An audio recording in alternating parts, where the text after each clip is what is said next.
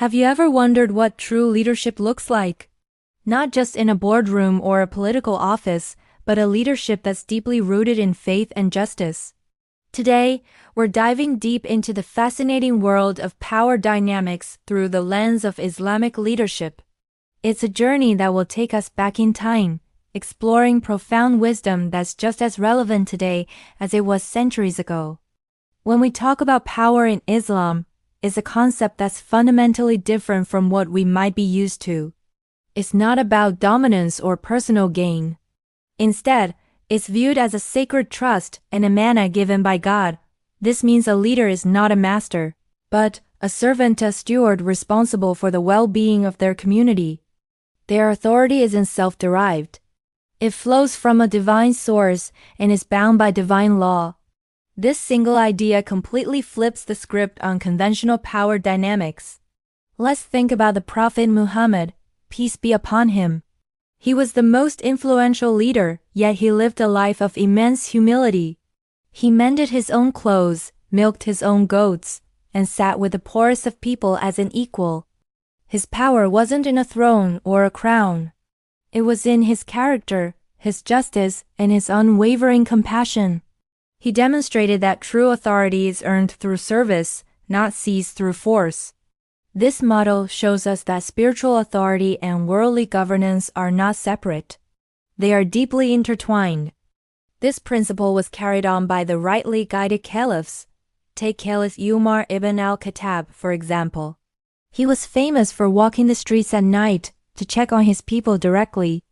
There is a famous story of him carrying a sack of flour on his own back to a starving family. When his servant offered to carry it, Umar replied, "Will you carry my burden on the day of judgment?" This powerful question reveals the core of Islamic leadership, accountability.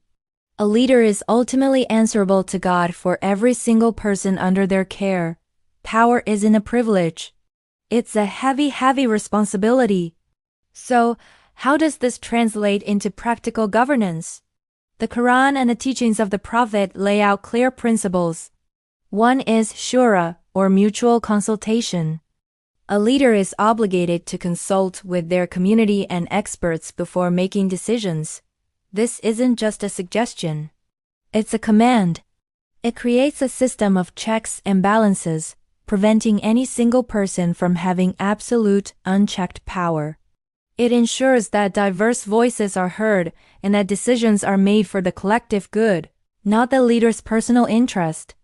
Another key principle is adl, or justice. This is non-negotiable.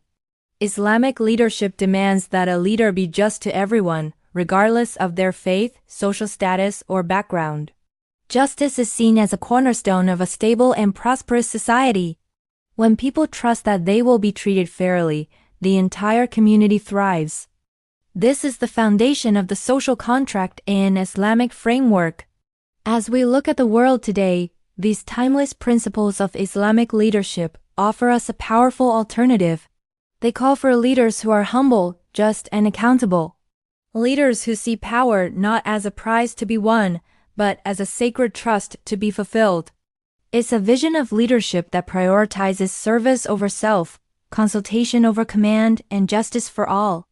By understanding these dynamics, we not only gain insight into a rich historical tradition, but also find inspiration for building a better, more equitable world for everyone.